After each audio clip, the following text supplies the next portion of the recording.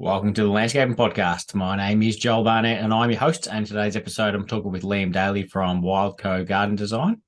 Liam's a garden designer currently based in the South Coast of New South Wales, but about to move back to Mornington Peninsula where he was originally. And he's a native garden specialist and also does a fair bit of work on larger properties. So that's where he's sort of niched down his side of things for his garden designs.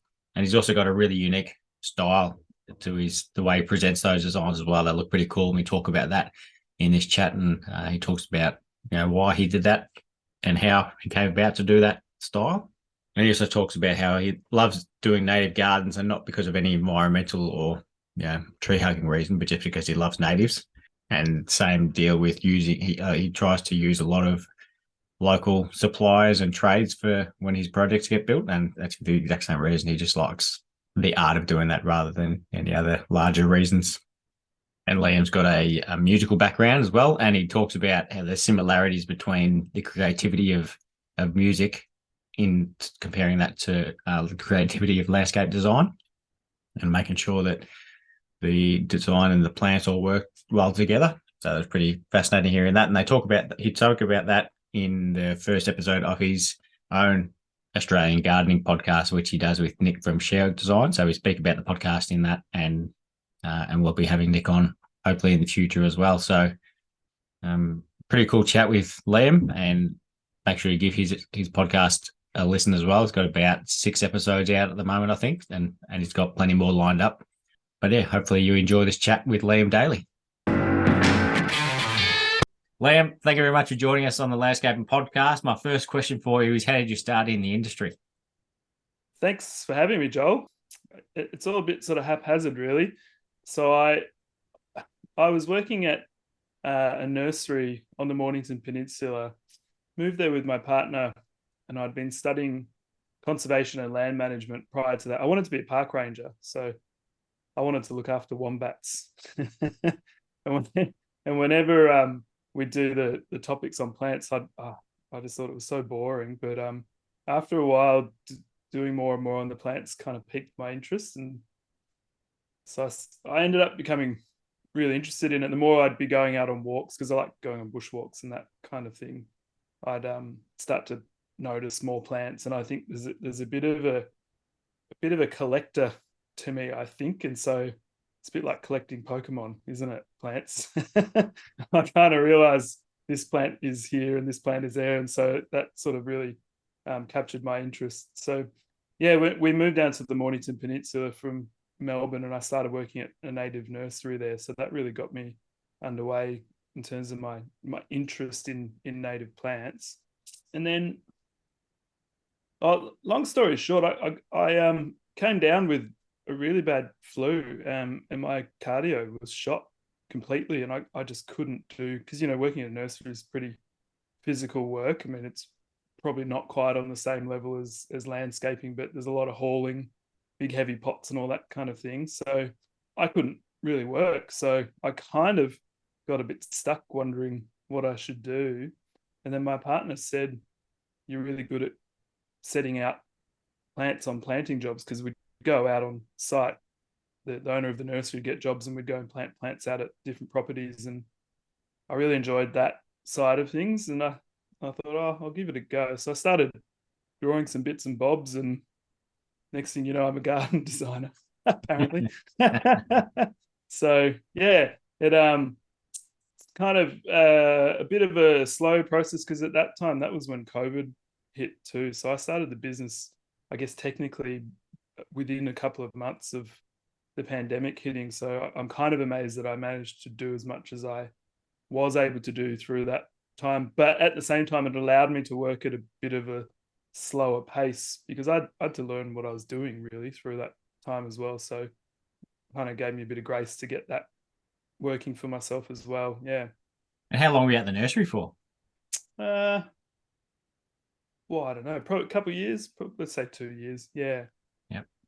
And then, did you started the business just before COVID, or was it just after the start of it? I think it's all a bit of a blur now, isn't it? I'm really, I should have thought about this prior. I'm racking my brain. I think it was maybe a couple of months after. I think it would have been sort of April of that first year. Yep. And you know, I mean, I probably did maybe 5 jobs that year. So to say I was a garden designer would be pretty tentative at that point, but it was a building thing from there. Yeah. Well, once you design a garden, then you are a garden designer, basically. Like what's there's a lot of people who are landscapers who aren't qualified. So where's the black and white line of when you become that if you're not going to get the qualification? Yeah, that's a good point. And you know, like I said, I was a bit stuck. So I really sort of got to a point where I thought, well, this is working. I seem to be able to get people's attention to want to hire me to do this, and so it's kind of make or break. So I've just gone all out on it across the course of that year, in particular, just reading and learning and YouTube and talking to people and all of that side of things. And I mean, you can never learn enough plants too. I mean, that's sort of, it's all an unending learning process. So I just really jumped onto that, and yeah. So how did you get those first 5 jobs in that year? Well, I think the first job I did, I think I had a friend who basically said they were looking for someone, and that sort of prompted me to put my hand up and say, hey, I'll give it a go. And from there, I think they recommended me to somebody after I'd done their design. And at that stage, I'd started Instagram, and like so many of us, that's really where it's all taken off for me. So, and I think because I've really niched down into native plants, I think in reality it is a bit of a niche thing, because not everybody wants a native garden. Like, I mean, if I was doing box hedges and magnolias, I think that might open up a little bit more workflow for me if I was really willing to do it. So, but that's what's great about Instagram, is you can find that niche, and then find that niche audience as well that are willing to sort of pay you the attention and have a chat with you and have a garden done. Yeah. And you're going to do a lot better work doing something that you enjoy doing as well, rather than doing the box hedge and magnolia designs. And I reckon a lot more people are moving away from those types of gardens towards a more native heavy garden. Yeah, for sure. And I think, like often I'll say to clients, I'm not, I think I can come across as, because I am working with native plants, as a sort of environmentally minded, kind of that sort of more militaristic approach. But I'm really not like that at all. I just genuinely love native plants. I just think they're so interesting and fascinating. They just look incredible when they're done properly in the garden setting. And I just can't imagine doing it. Look, at the end of the day too, I use a lot of plants from Perth. And when you think about the sheer size of Australia, they're as good as exotic plants anyway. So the choices are endless just on the one continent, but it's really quite a large breadth of different climates and different soils and all of that kind of stuff. So yeah, it's super interesting. I love it. Yeah. And you go strict with it, like if you're doing it and someone wanted a native garden and you think, oh, this plant would be the perfect one over here, but it's not technically native, would you still put it in, or you won't consider any? Do you mean like if it was native to Australia but not to the area, or? No, if it wasn't native, Right. to Australia, but it's a perfect plant to use apart from that. Yeah, I think I guess in that sense with COVID, I was kind of lucky. I could pick and choose jobs kind of early on, because there wasn't a lot happening, and allowed me to have the space to say no to people.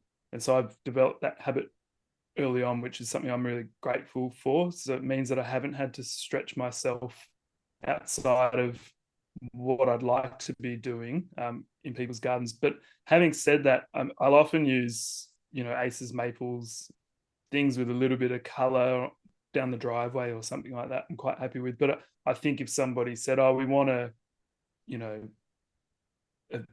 sort of European garden with a few natives, I think I'd pass them on to somebody else, because it's just outside of my scope and my knowledge field too. And you want to get it right for people. So yeah. Yeah, I do the same when people want a full native garden. Like it's not my cup of tea. So right. There's no point in me trying to do it. You're better off finding someone who that's their passion. Yeah, you for get sure. such a better result. Do you not like native gardens, or is it just not something you've been interested in doing? Yeah, it's just not something I've ever. It's not what I know. Yeah. So I know a lot more. Yeah, sort of more common landscape plants, and I'm gradually increasing the amount of plants that I know and use. And there's a lot more natives going into it that I like the look of. Yeah. And you, from listening to recent podcasts of yours, it sounds like plants have become something that's become more and more of an interest as you've gone on, right? Yeah, well, like when you were studying, you hated plants. I was the same. Yeah. But the guy, we had a guy, Tony Hughes, who was teaching propagation, and he taught a few other classes as well. And I just loved, like, he was a real passionate guy about plants, and it was just infectious. So yeah, It then I is like loved, that. yeah. And then I ended up working in a nursery as well, so that helped. But Yeah. it's more, I don't reckon it was until probably 8 years ago when I saw design, like started working with good designers and seeing how the right plants, like how much of a different good plant selection can make to an Yeah, overall for design. sure. Just the cherry on top. Yeah, definitely. And that's something that I really take pride in too. And frankly, like a lot of the gardens that I do end up designing are on bigger properties a lot of the time, on acreages and small farms and things like that. So I guess there's a bit of a crossover into working with clients that are on bigger properties. And so just the sheer scope of the work, they tend to want to do it over the course of a few years and do quite a lot of it themselves. So I'm still waiting for quite a few of these gardens to actually get built and sort of see the the end product. But yeah, I think that plant selection is everything, because if you can, it's like painting a painting. If you've got the structure in there, that's great. But then all that color and it has to work right, or it becomes a bit of a mess quite Yeah, quickly. So yeah, yeah, you could have the same paint colors that Michelangelo used for a painting. It yeah, doesn't mean it's going to look as good because that's exactly you got right. to know how to use them. Yeah, totally. I don't know who could replicate that to the that degree, but And so where the name Wild Co come from with two eyes? Well, yeah. So when I first started out, I had another business called Wiilde, which was just a name that sort of popped to mind. Really, just sort of sounded right, and it worked. So I went with that. And then as the sort of second, third wave of COVID came through, we moved up to New South Wales. I decided to sort of rebrand. I think as I found a bit more confidence for myself going forward as well, and I thought now's the right time. So I needed a name change. I liked that connection of wild, Oscar Wilde, and turns out I didn't know, but Wilbur Wilde, I think he played saxophone for, yeah. what band was it? Screaming Jets or something like that. I just remember him from Hey Hey Saturday. Yeah, that's right. I remember I rang up early on a guy that ran a wholesale nursery out in Gippsland, and he said, "What's the name?" And I was going, "Oh, right." And he said, "All I remember is being at a gig in Fitzroy and watching them play, and they had curtains on the side of the room, and he said he'd crawled up and pulled down half of the building, swinging on the curtains." I was like, "Oh yeah, this guy was pretty wild." But yeah, so stuck with wild, and I just thought if I stick another eye into it, it just makes it a little bit more noticeable when you search for it. Really makes it a lot harder when I have to tell people what my email is verbally, but we get there. So Yeah, yeah, I imagine that people would be saying, "I sent you an email, but it bounced back to me." So have you put two yeah, eyes in there? totally. And the other thing too is because I've got Wild Co, which is essentially company. Yeah. So my email address is .co, as is my website, and so often people are putting in .com, and then I don't hear from people. That happens a bit too. Yeah. Yeah, yeah, it looks good, but there are some challenges, obviously. Yeah, that's right. And I think there are a lot of companies in North America that are using that CO at the end. So I think it's becoming more common use, which will be probably a good thing over time. Yeah. Yep. And a lot more things have been like a lot of the time people aren't typing addresses into search bars, usually clicking on something, or so it's a Yeah, lot less important, I think. definitely. And I think, to be honest, probably because I'm so used to navigating through Instagram with a lot of this stuff, I might have put a bit more thought into it, but you just work with what you know, don't you? Yeah. Have you got any sort of mentors who you've learned from over the years to Um, increase your knowledge? not really, to be honest. And I kind of dearly wish I did have one particularly early on. It's it's a good thing in some ways because it really forced me to really put the work in to sort of try to establish myself and learn about how to do what I wanted to do. But like a lot of things, it's quite difficult to find. That information isn't easily accessible a lot of the time. So it's been a lot of like little sort of nuggets of gold that pop up here and there that I've taken over the years that have helped me kind of really figure things out. Your podcast has been great on that note in that regard, because there's been quite a lot that I've picked up from there.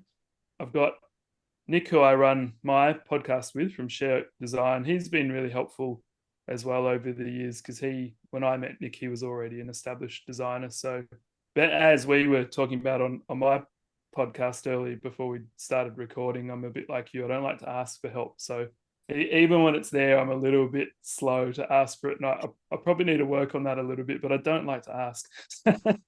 Yep, I hear you there.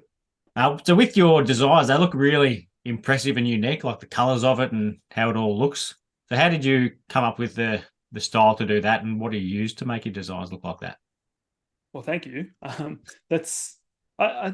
think when I first started out, I spent a lot of time trawling through a lot of different designs and a lot of different designers, and what I found was that a lot of them, what was going on structurally was working, but the visual aesthetic of it wasn't really appealing that much to me. And I've changed it a little bit from when I first started out, in that I've actually simplified it probably even a step more. And I think that's what I really realized, is that keeping it quite simple, I think, works well, because you can have a design that looks amazing on paper, but if it doesn't translate into the real world, it's essentially worthless. So it's more like an artwork than anything. And I was pretty careful right from the start to make sure that it translated properly. But of course, you want to have that appeal to the client at the same time. And so Edna Walling, her work really stuck out to me when I first was sort of going through this process. And I think she did most of her work with watercolors. And I've kind of tried to replicate that to a large extent. But yeah, I just keep it really simple. Like all of the planting that I use is just simple circles. I don't put any detail into the plants. And part of the reason for that is because I think it's a bit tricky with plants. It all sounds straightforward on paper, but in reality, you don't always know how wide that canopy is going to grow.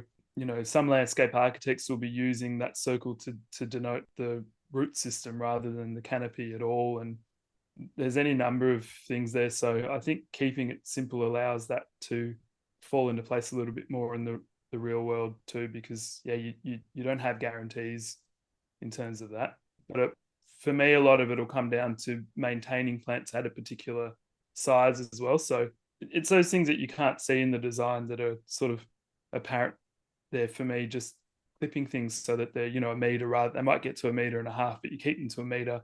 And as they develop, they, keeps them looking good and dense. And I think that's really important with a lot of the natives too. But I think I'm going a bit off topic from your question, but yeah.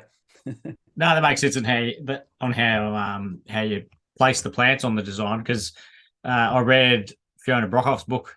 She was talking about how she plants thicker than what is going to be there when it's fully grown. So it looks good from the start, and then you can change things. Like you can remove things and thin it out as you need to. So something might not be doing as well as the others. So that's the one that's going to come out. So then you don't have to wait for 5 years for it to look good. Yeah, definitely. And particularly with the natives, I think using the acacia species or the wattles, because a lot of them will only have a few years before they cark it. There's a lot of space, something I'm starting to explore a little bit more, to plant essentially plants that come in as a pioneer plant to fill out that space, while slower growing plants fill out that space across a longer period of time as well. And that's really interesting to me at the moment. How does the design look across the course of, anything up to probably 50 years would be potentially reasonable in a garden setting. Yeah. Hopefully. And I saw on one of your recent posts about one of your designs, do you use Morpholio for your designs? Yeah, I do. So when I first started off, I was hand drawing everything, which I'm glad I did, because I think it's a really good way to get a grasp on what you're doing and working with scale. And it was good fun too, using all the different, like the set circles and having different colored textures and all that kind of stuff. But ultimately it didn't look quite right. So I migrated over to my iPad, and Morpholio Trace is awesome for that reason, because it's really very similar to drawing by hand. But of course you can copy and paste your circles, and you've got access to different grids that you can instantly drop over the top. So it really helps speed up the process that way.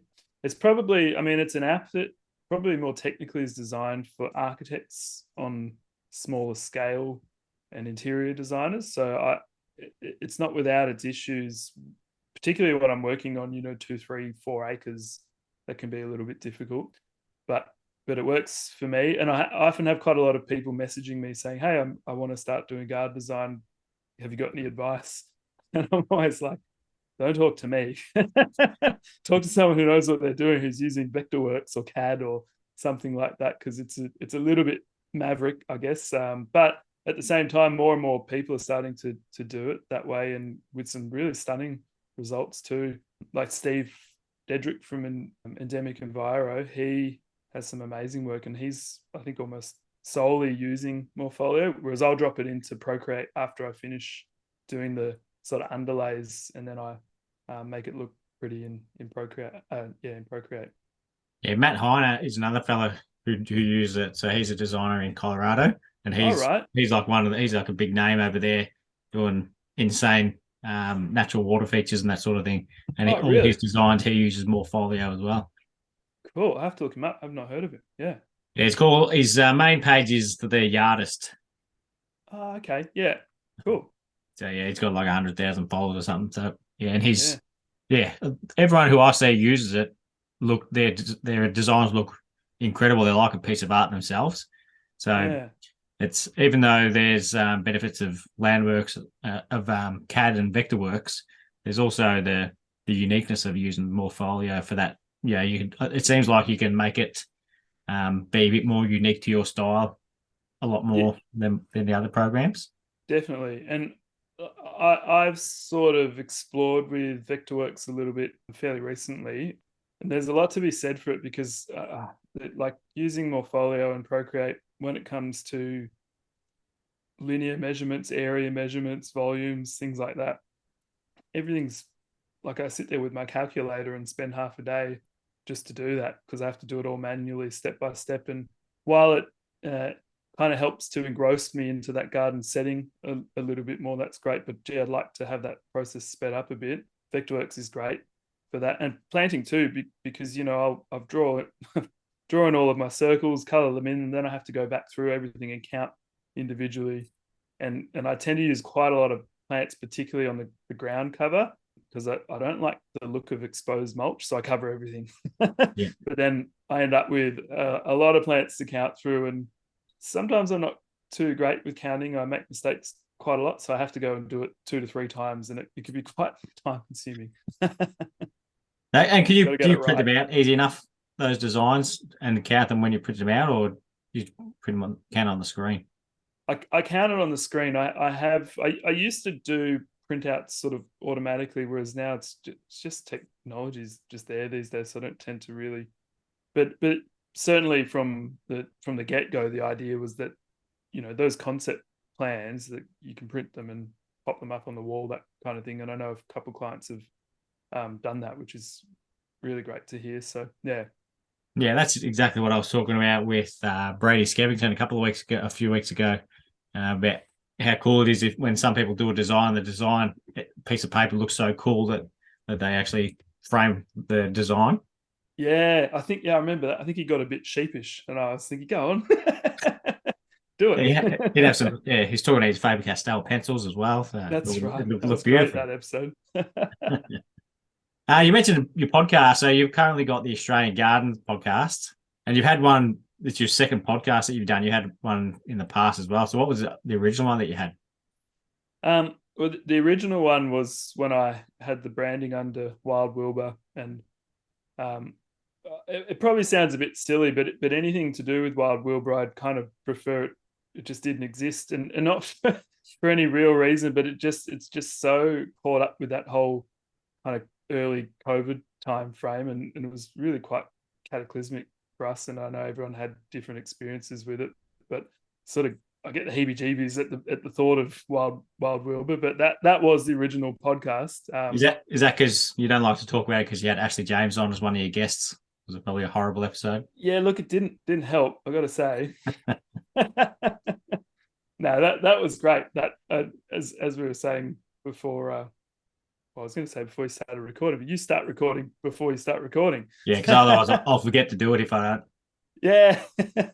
But yeah, just how I was saying, with that was the last episode I did with the Wild Wilbur podcast, because all that sort of COVID stuff, it just came to a head, and I didn't really have the headspace at that time to keep going with it. But that particular episode was great, and I mean, Ash has got his name, so got quite a lot of listeners from that episode, and it was a really great conversation talking to somebody of that caliber too, to be able to go so in depth on, we were talking about Japanese gardens and the aesthetics of design and all of that kind of stuff was really interesting. So it was a shame that it sort of stopped, but in many ways that's why I've decided to start this new one.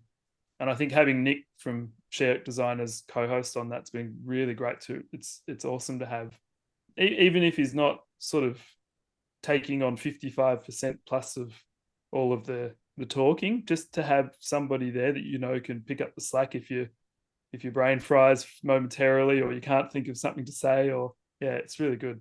Yeah, so I was a guest on that podcast, and I've never been on one where there's two hosts, and I've had someone ask me if I want to have a co-host, and I couldn't think of anything worse, because I find it hard to get it to start speaking when my guest isn't speaking, to make sure you're not interrupting each other. So I can't imagine how hard it is with the two of you, but it was completely flawless. Like, I don't remember once where you were speaking over each other.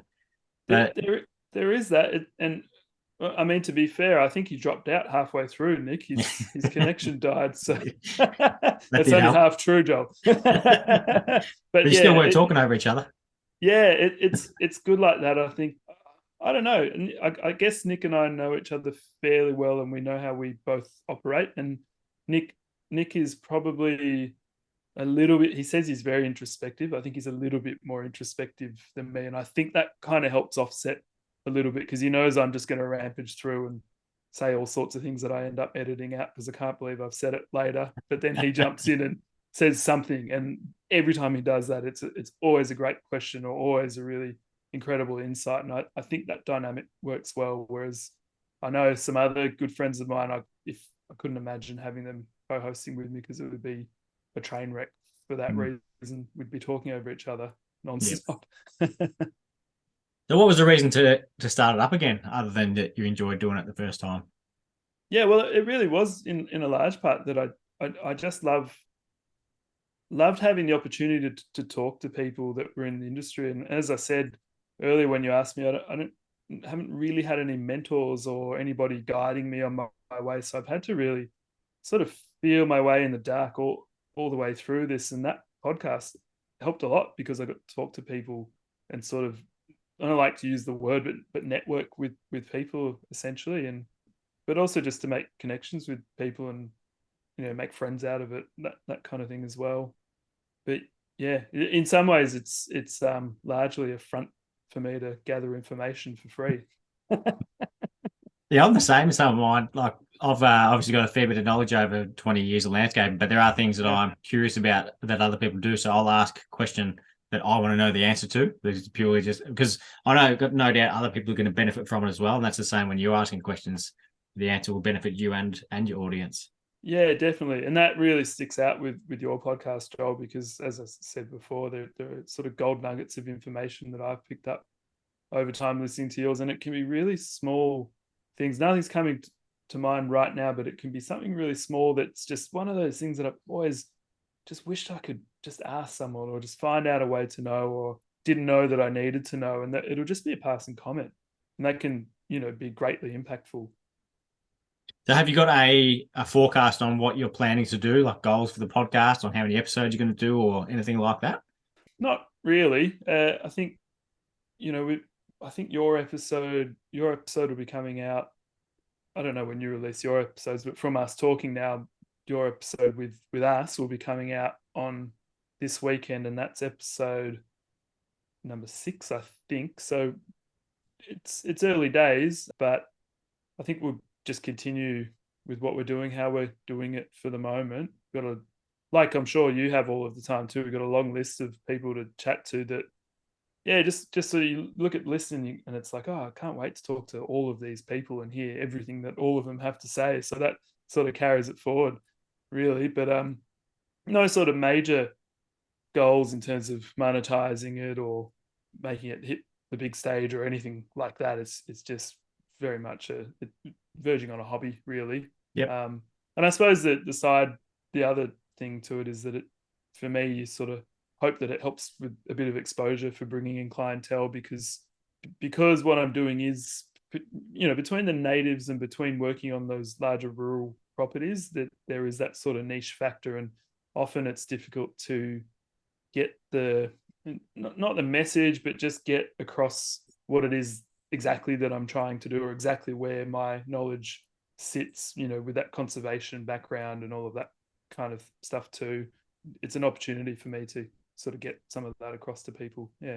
Yeah, I remember doing that when I was having that mindset when I was trying to get work. I knew I was trying to start in landscaping. I knew if someone just gave me the opportunity, I'd be perfect for their business, because I knew, what I was.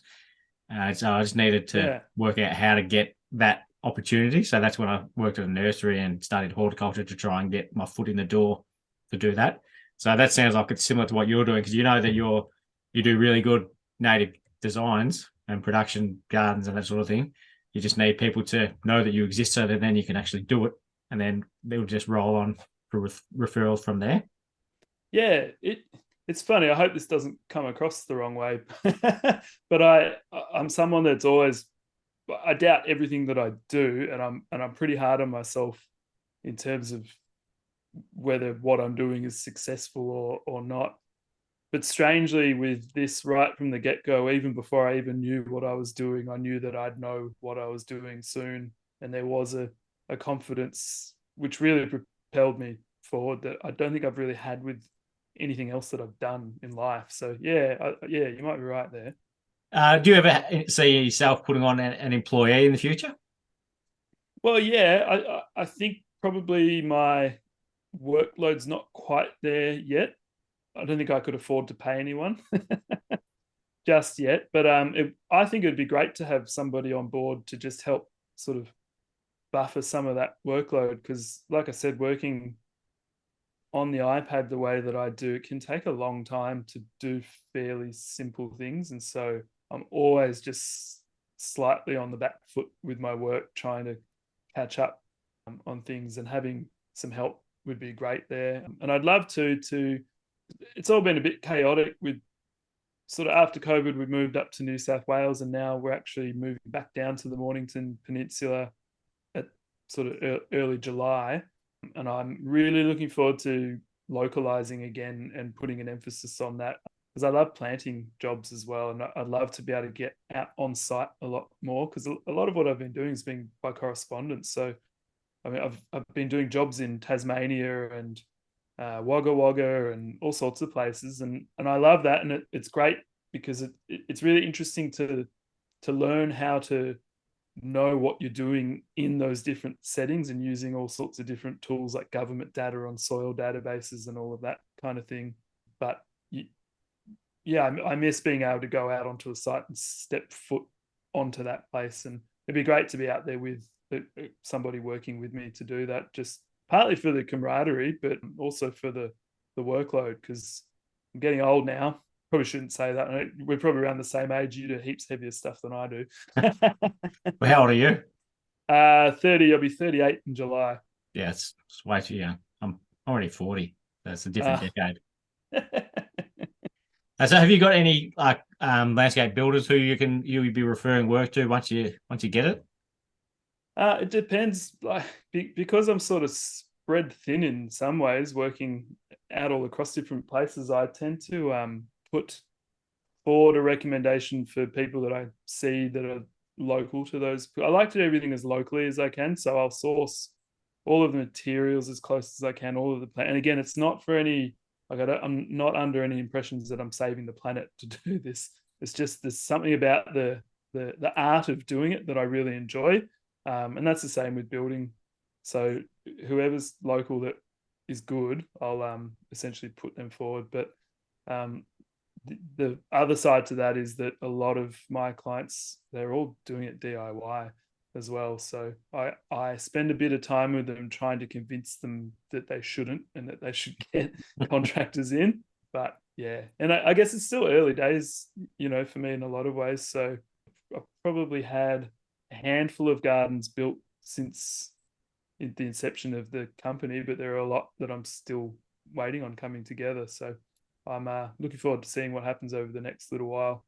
Yeah, that's a tricky part about being a new business with the Instagram the way it is. Like especially a designer, because you've got to design the product, and then it's got to take a few months before it gets built, and then it doesn't look good for probably 12 months before the plants start to take off. So it's a slow process, but then hopefully once that happens, then it's all just a rolling stone.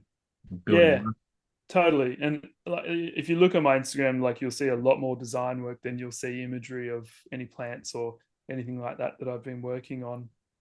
And I'd like to see that change. So hopefully that happens soon. But yeah, I think it is. It's just one of those things. It takes time, and I'd probably like to take on a few more projects that are on smaller residential properties, so that we can get a bit more action happening a little bit sooner on it. So I'm hoping that once we're down on the peninsula, I can look at some smaller properties.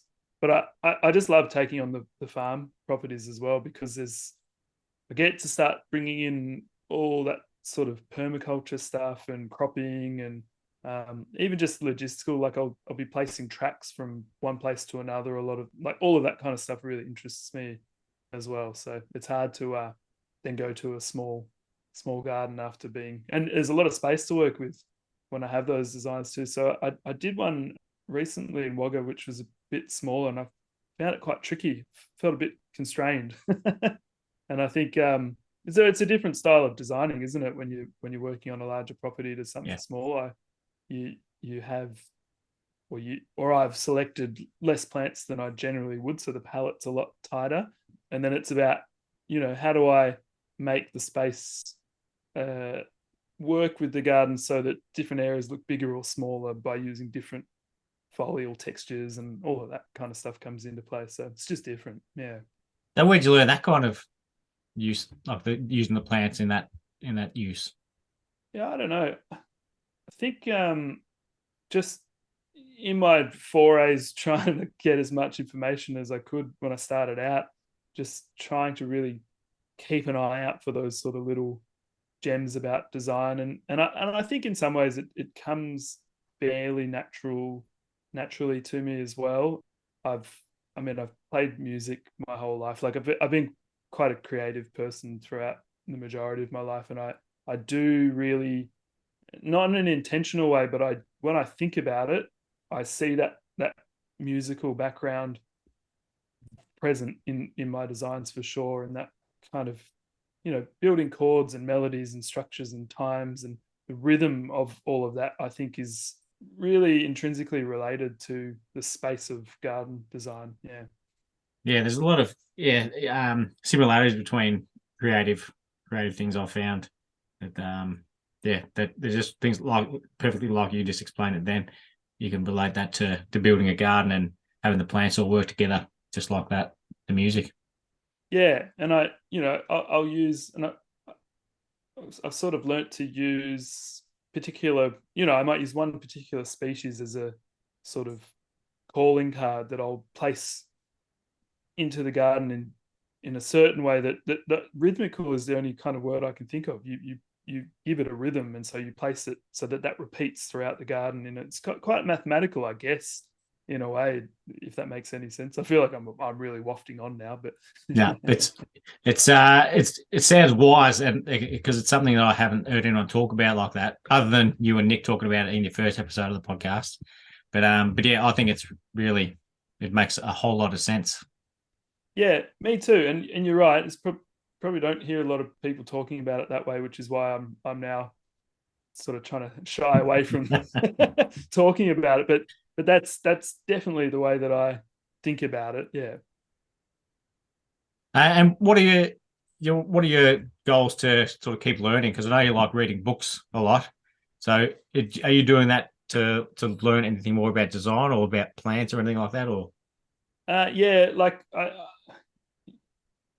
I've got to a point where that's probably slowing down a bit because I think I've read most of the available books that I can. But I've found myself really interested in localized plant species again lately, and so I mean you can never have enough field guides on the plants of the Mornington Peninsula or the Bellarine Peninsula or whatever. So trawling through all of that kind of stuff, I think will be a thing that I'll do forever. So I really enjoy that. And then starting to try to connect that a little bit more into the ecological space with wildlife habitat and that kind of thing.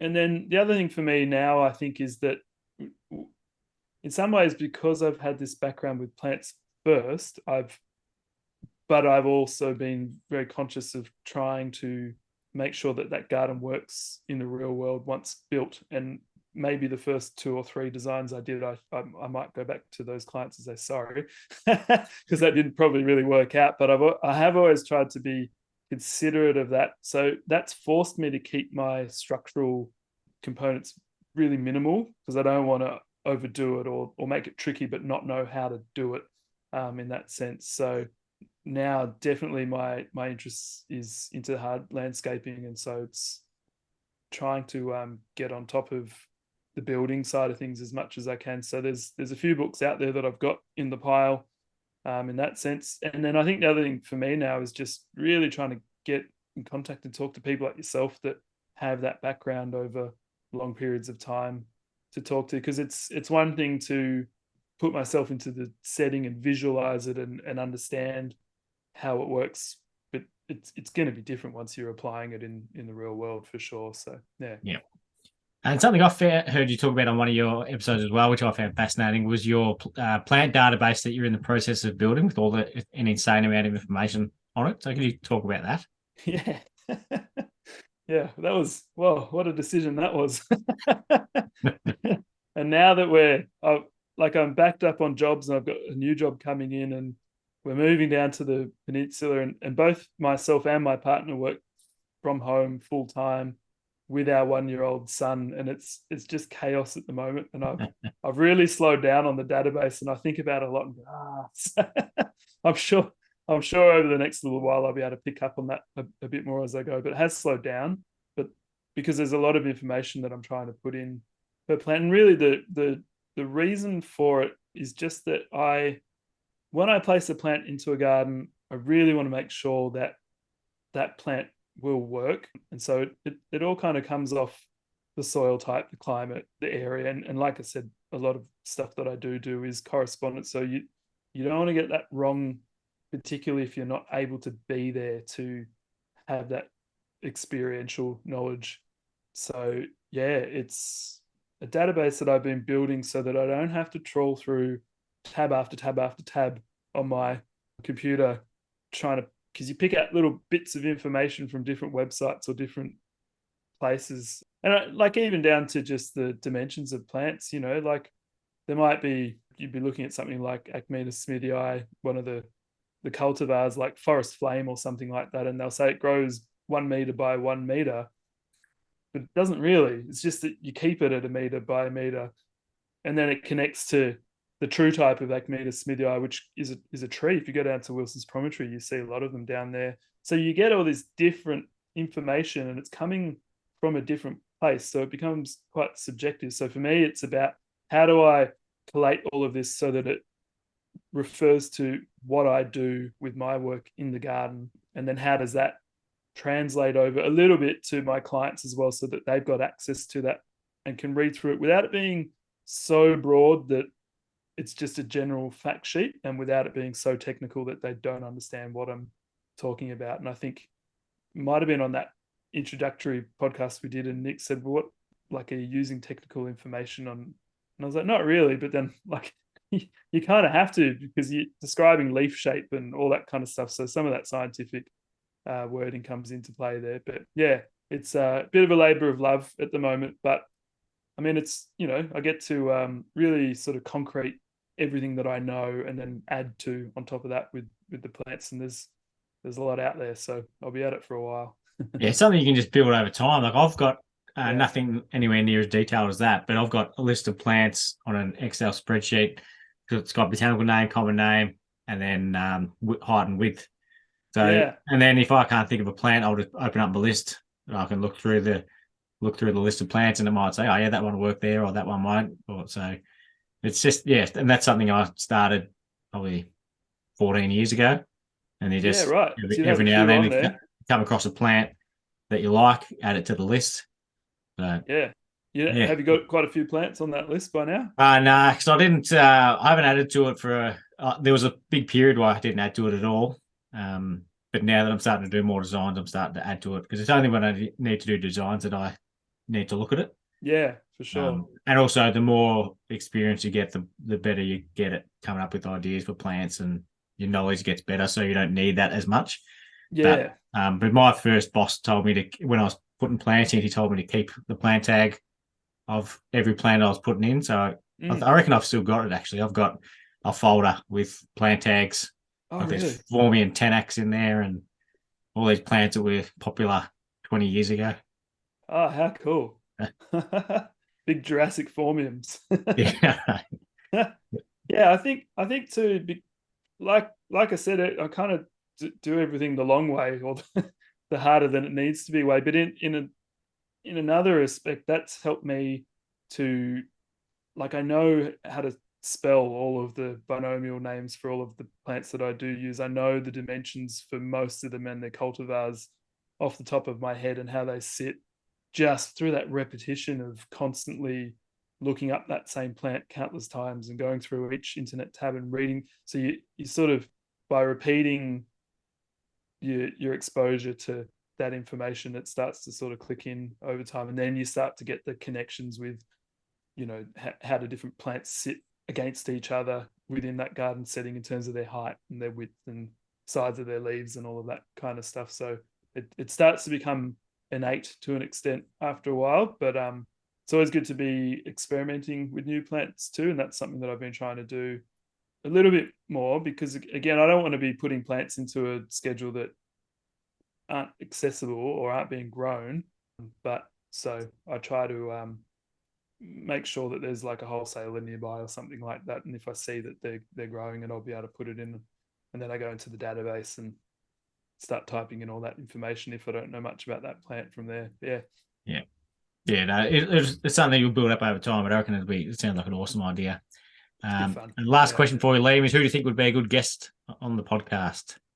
Oh, well, I'd have to say Nick Rickard from SheOak Design, my co-host on the Australian Garden podcast, because he's, I don't know, I love Nick. He's a really interesting guy to talk to, and like me, he gets a bit wafty on things too, so that works. Yeah, they're good guests. Yeah, but he's got a bit more of that construction kind of background, like you too. So I'd imagine that you guys would have a bit to chat about there. You both worked together as well at one point at the Melbourne Flower. Yeah, we Show. helped build a garden together there. So that was very handy. Yeah. So I reckon Nick would be All great. right. Awesome. Well, Liam, thank you so much for coming on and sharing your story. I've been looking forward to this chat with you. So thank you very much for coming on, and thank you for doing your own podcast as well, because there's never too many podcasts about gardening and landscaping in Australia. So thank you for doing that, and thank you for coming on. Thanks so much for having me, Joel. It's been great.